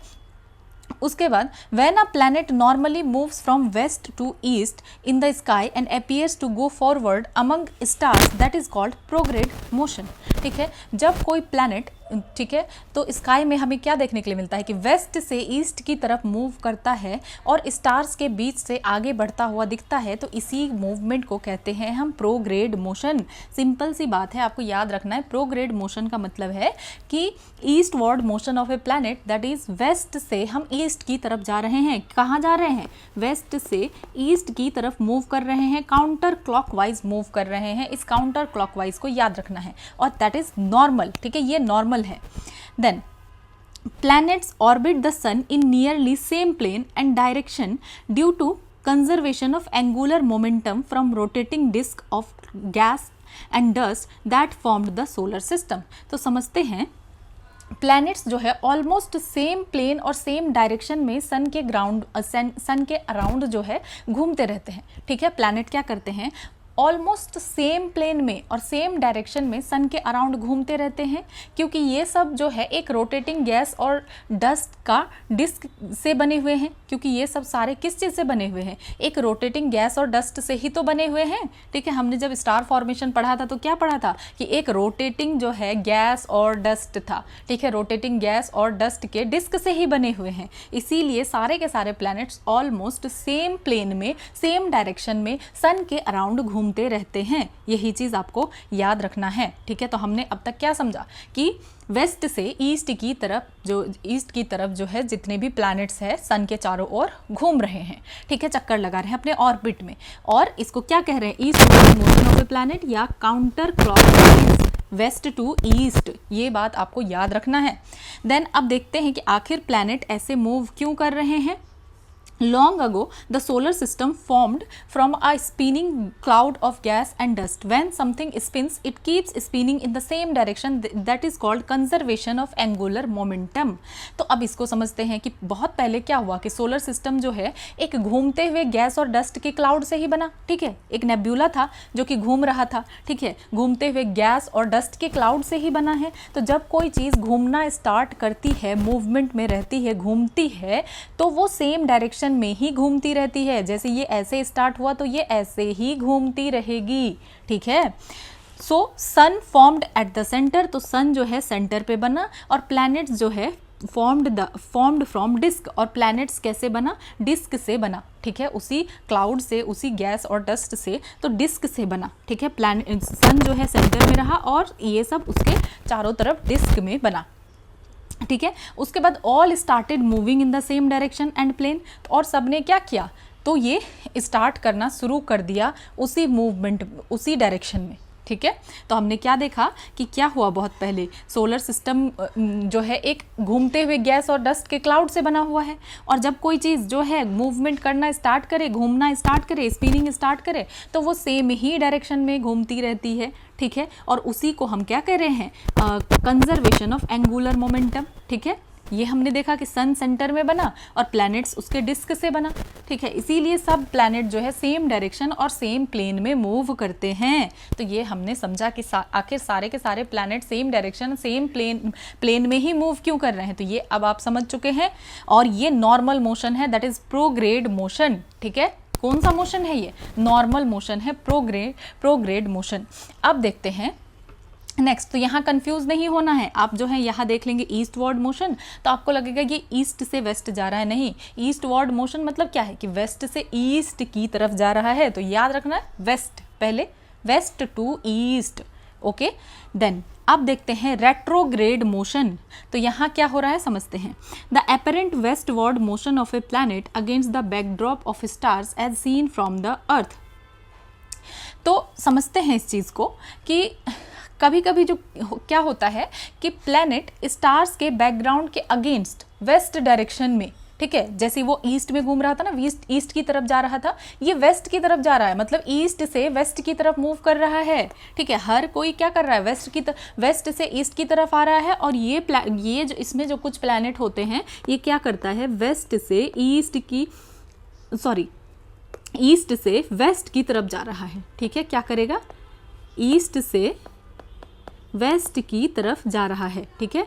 वेस्टवर्ड मोशन मतलब कहाँ जा रहा है, वेस्ट की तरफ जा रहा है, ईस्ट से वेस्ट की तरफ। तो आप अगर एक को ही याद रखें ना कि तो उसी से आपका काम बन जाएगा कि नॉर्मल मोशन क्या है कि वेस्ट से हम ईस्ट की तरफ जा रहे हैं, ठीक है। पहले हम वेस्ट जा रहे हैं, वेस्ट से ईस्ट की तरफ जा रहे हैं, तो इससे आप याद रख सकते हैं कि हर किसी को वेस्ट ही जाने का मन करता है, तो वेस्ट से ईस्ट की तरफ आ रहे हैं। पहले हम कहाँ जा रहे हैं, वेस्ट जा रहे हैं, ये नॉर्मल है।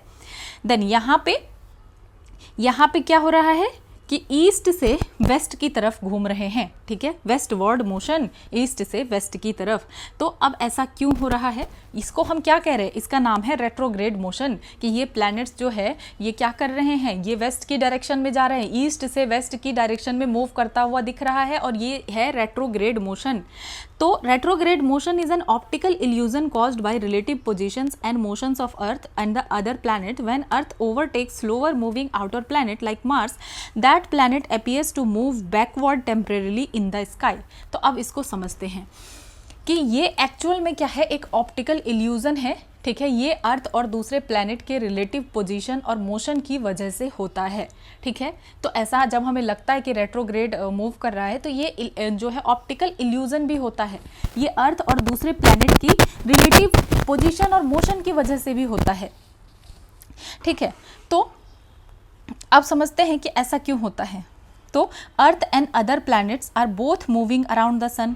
अर्थ moves faster than outer planets like Mars. When earth overtakes passes a slower planet, our line of sight changes. The planet appears to go backward against star.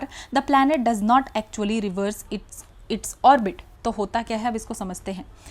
तो जब अर्थ जो है किसी स्लो मूविंग आउटर प्लैनेट जैसे कि Mars को overtake करता है, जैसे मार्स क्या है, अर्थ से स्लो ही चल रहा है, ठीक है। तो अर्थ क्या कर रहा है कि जब भी किसी स्लोअर मूविंग आउटर प्लैनेट को ओवरटेक करती है तो फिर क्या होता है कि वो प्लैनेट जो है हमें स्काई में टेम्परेरी बैकवर्ड मूव करता हुआ नजर आता है। ऐसा लगता है कि जैसे वो पीछे जा रहा है, ठीक है। कहाँ जा रहा है, पीछे की तरफ जा रहा है, ठीक है। ये क्यों होता है, ये इसीलिए होता है क्योंकि अर्थ और बाकी प्लैनेट्स सन के अराउंड मूव कर रहे हैं, कि अर्थ और बाकी प्लैनेट्स भी सन के अराउंड मूव कर रहे हैं, तो बस ये हमें लग रहा है, ठीक है। तो अर्थ आउटर प्लैनेट्स जैसे मार्स से फास्टर मूव करती है, तो ये हमने देखा कि अर्थ जो है आउटर प्लैनेट्स या जैसे कि मार्स का ही एग्जाम्पल यहाँ पे ले समझने के लिए, तो फास्टर मूव करती है। तो जब जो है अर्थ किसी स्लो प्लैनेट को पास करती है तो हमारा व्यू करने का एंगल जो है, ठीक है, यहाँ पे क्या कहा जा रहा है, आर लाइन ऑफ साइट, ठीक है। तो जो हमारा लाइन ऑफ साइट है, हमारा व्यू का एंगल जो हम देख पा रहे हैं वो चेंज हो जाता है। इस वजह से प्लैनेट हमें क्या लग रहा है, स्टार्स के अगेंस्ट ऐसा लग रहा है कि पीछे जा रहा है, ठीक है। लेकिन एक्चुअल में प्लैनेट अपने ऑर्बिट में ही है, क्योंकि हम उनसे फास्टर मूव कर रहे हैं और हम वहाँ से आ गए तो हमें ऐसा लग रहा है कि वो पीछे की तरफ जा रहा है, ठीक है। तो ये कहा जा रहा है, लेकिन ऐसा जो है नहीं होता है। तो अब समझते हैं retrograde motion, apparent backward movement in the sky observed due to relative orbital dynamics optic illusion। तो कहा जा रहा है कि ये जो रेट्रोग्रेड मोशन हमें दिख रहा है, ठीक है, ऐसा लग रहा है हमें, तो स्काई में apparent backward movement ये एक ऑप्टिकल इल्यूजन है। क्यों हो रहा है ये, क्योंकि relative motion of earth and planets की वजह से, ठीक है। देन रेट्रोग्रेड रोटेशन, तो मोशन हमने समझ लिया। अब देखते हैं रेट्रोग्रेड रोटेशन क्या होता है फिर। तो फिजिकल स्पिनिंग और axial rotation of a planet in opposite direction of most planets in the solar system. तो ये हुआ रेट्रोग्रेड मोशन। यहाँ हमने अब तक किसके बारे में बात करा, रेट्रोग्रेड और प्रोग्रेड मोशन के बारे में। अब समझते हैं रेट्रोग्रेड रोटेशन कि प्लैनेट का एक्चुअल उल्टा घूमना, ठीक है। तो ये रियल फिजिकल फिनोमेना है, यहाँ पे एक्चुअली प्लैनेट उल्टा घूम रहा है, जैसे कि वीनस और यूरेनस। इसका क्या होता है, रेट्रोग्रेड रोटेशन। यहाँ पे आपको ये डिफरेंस समझना है। हम यहाँ इतने देर से मोशन की बात कर रहे हैं, और जब हम मोशन की बात कर रहे हैं तो ये क्या है, ये ऑप्टिकल इल्यूजन है। ये हमें लग रहा है कि अपेरेंटली ये पीछे की तरफ जा रहा है, लेकिन एक्चुअल में ये वो वही है, वो पीछे की तरफ नहीं जा रहा है, हम फॉरवर्ड मूव कर रहे हैं, रिलेटिव मोशन की वजह से ऐसा लग रहा है। जब रेट्रोग्रेड रोटेशन की बात हम कर रहे हैं तो ये ऐसा क्यों हो रहा है, फिजिकल स्पिनिंग और axial rotation of the planet के एक्सियल रोटेशन की वजह से हो रहा है। उसके एक्सिस पे वो कितनी कितनी डिग्री झुका हुआ है उसके बेसिस पे हो रहा है, ठीक है।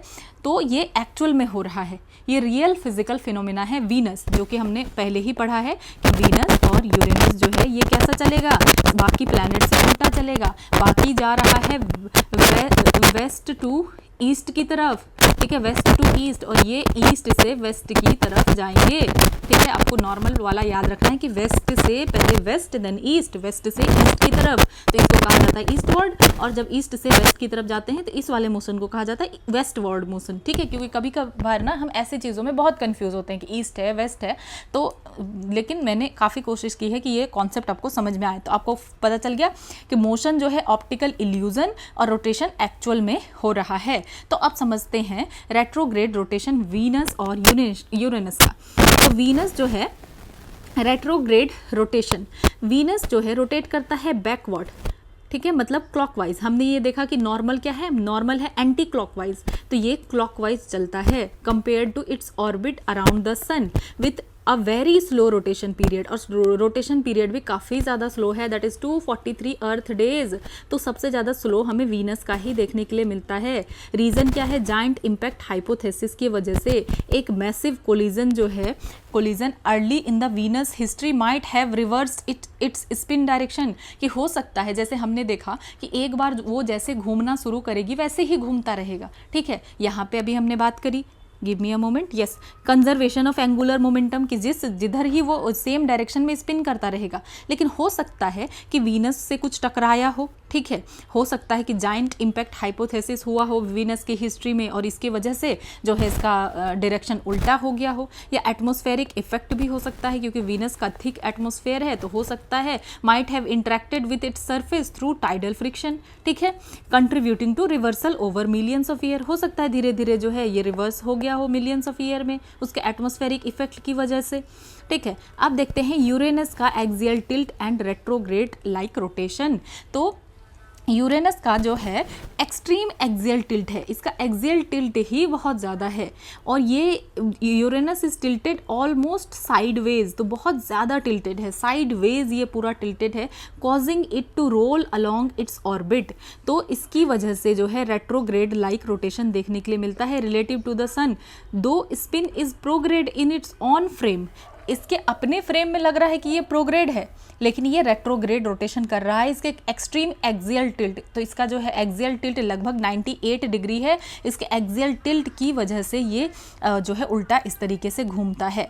देन सीजनल इम्पैक्ट अगर देखें तो each pole faces the sun continuously for 42 years, तो एक्सट्रीम सीजन यहाँ पे होता है, यहाँ पे जो है हर पोल जो है कंटिन्यूसली फेस करता है सन को 42 ईयर्स तक, इसके एक्सियल टिल्ट की वजह से, ठीक है, कितने टाइम तक, 42 ईयर्स, तो इसीलिए यहाँ एक्सट्रीम सीजन है, ठीक है। अब रीज़न क्या हो सकता है, रीज़न फॉर अनयूजुअल टिल्ट, देखते हैं कि आखिर इस अनयूजुअल टिल्ट का इसके पीछे भी रीज़न क्या हो सकता है कि मैसिव कोलिजन हुआ हो, वन और मल्टीपल कैटास्ट्रॉफिक इम्पैक्ट हुआ हो with a large protoplanet during early solar system formation, हो सकता है कोलिजन हुआ हो।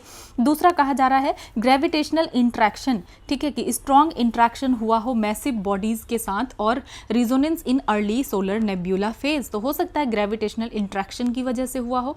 देन साइंटिफिक सिग्निफिकेंस क्या है, इससे हम समझ पा रहे हैं प्लैनेटरी फॉर्मेशन के डायनेमिक्स को और एंगुलर मोमेंटम के रीडिस्ट्रीब्यूशन को, ठीक है, तो ये चीज़ याद रखना है। सो अब नेक्स्ट देखते हैं climate change and earth's rotation, इसको 2025 में ही ये क्वेश्चन आ चुका है। तो अगर हम देखें ऑब्जर्व्ड चेंज हमें क्या देखने के लिए मिल रहा है, अर्थ्स रोटेशन स्लोइंग बाय 1.33 मिलीसेकेंड्स पर सेंचुरी, ठीक है।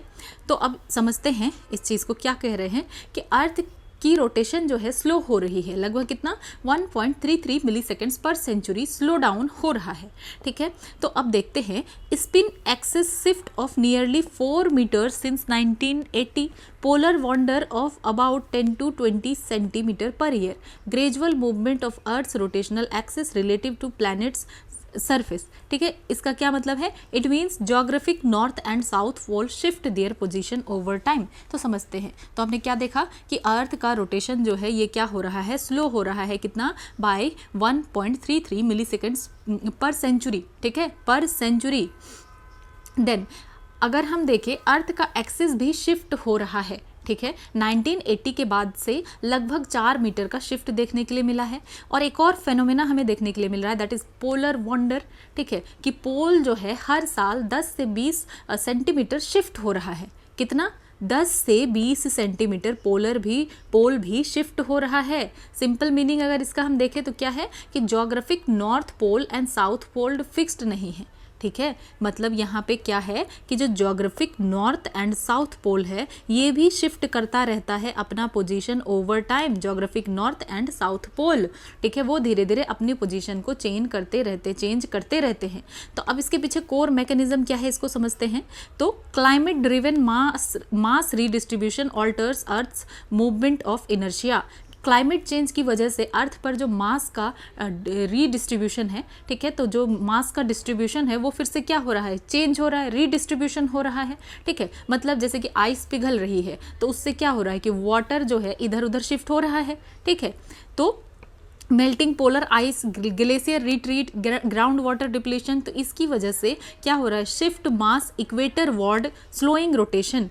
तो इससे क्या हो रहा है, तो इससे इनर्शिया चेंज हो रहा है। तो हमने क्या देखा कि आइस जैसे पिघल रहा है, वाटर इधर उधर शिफ्ट हो रहा है, तो इससे अर्थ का मोमेंट ऑफ इनर्शिया चेंज हो रहा है और इसी वजह से रोटेशन और एक्सिस दोनों इफेक्ट हो रहा है।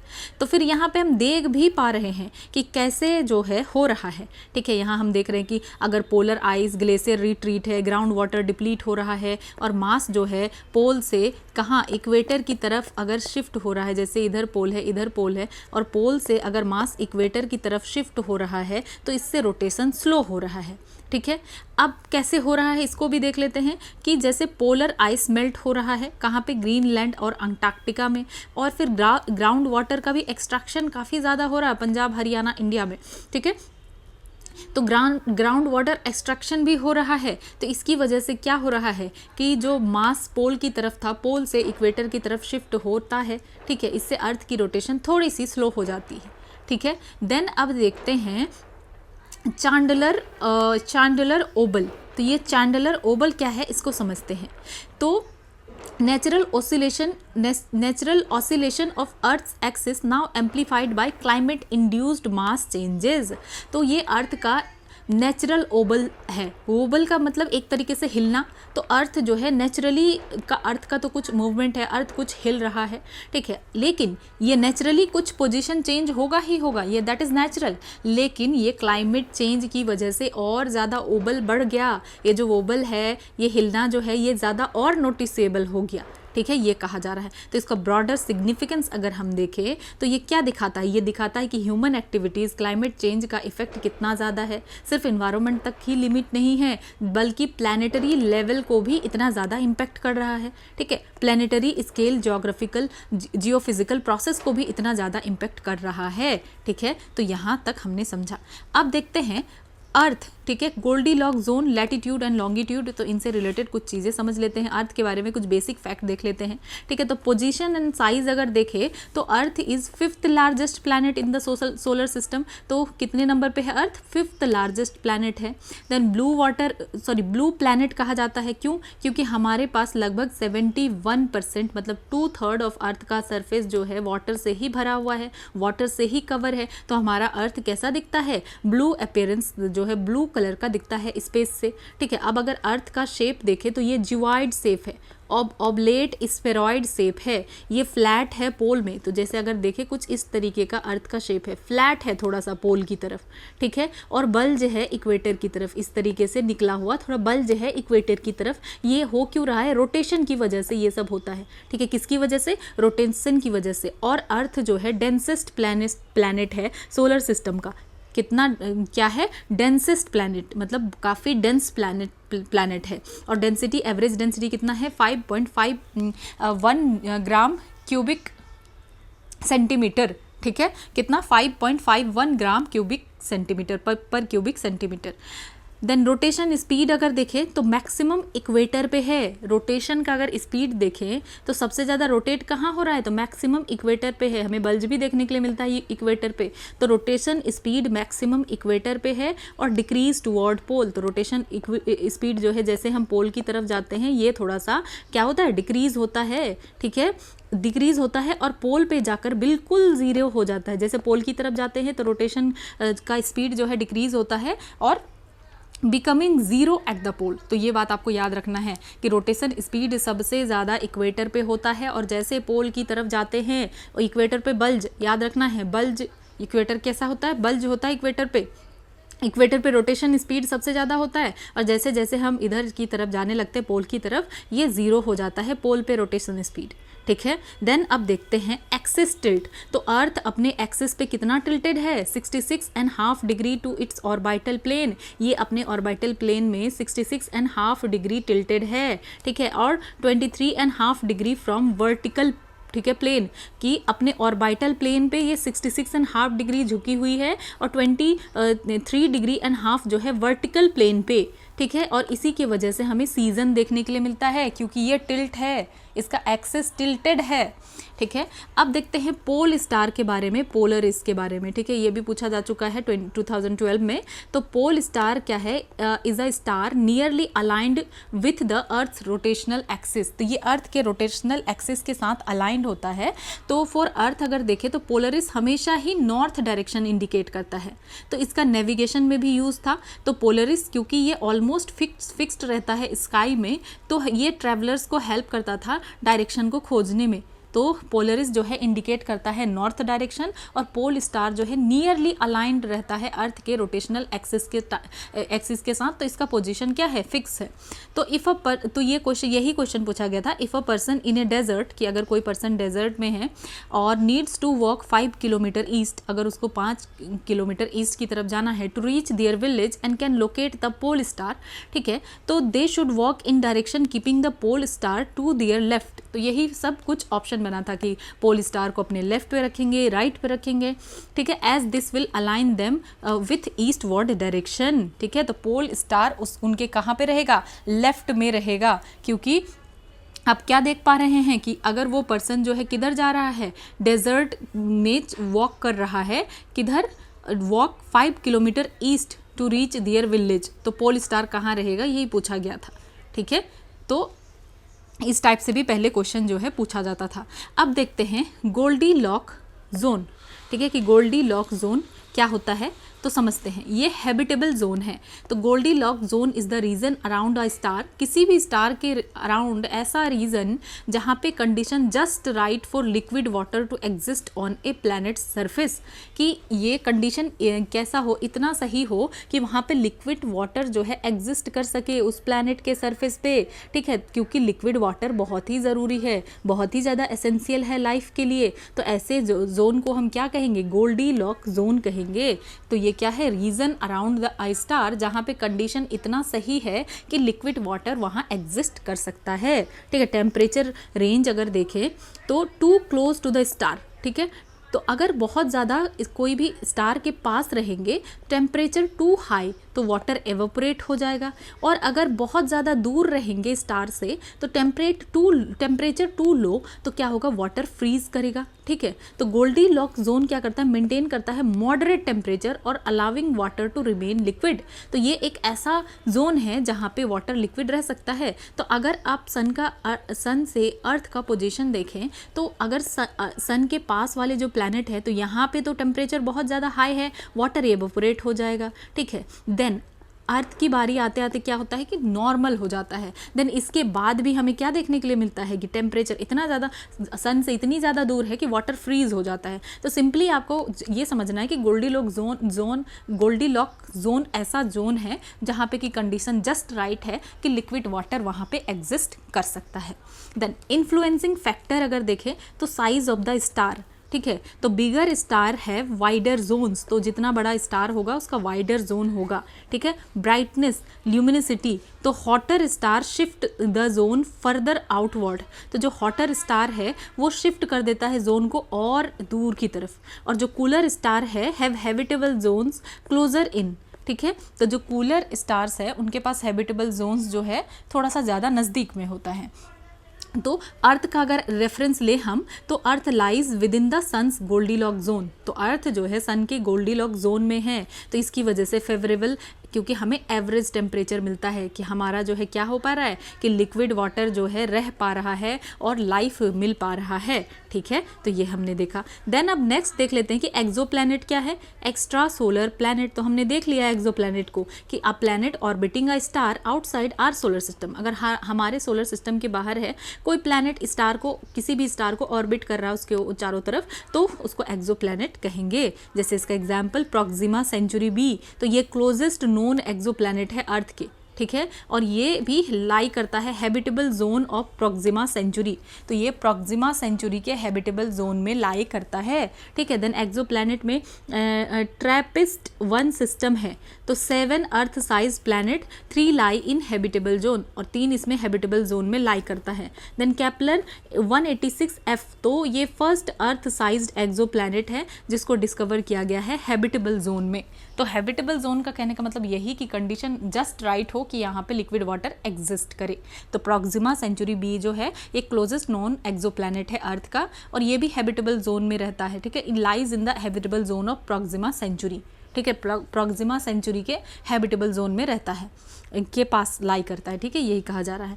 देन इंपॉर्टेंस क्या है, तो ये कॉन्सेप्ट सेंट्रल कॉन्सेप्ट है एस्ट्रोबायोलॉजी का, और ये गाइड करता है search for extra terrestrial life by identifying potentially habitable planets, ठीक है।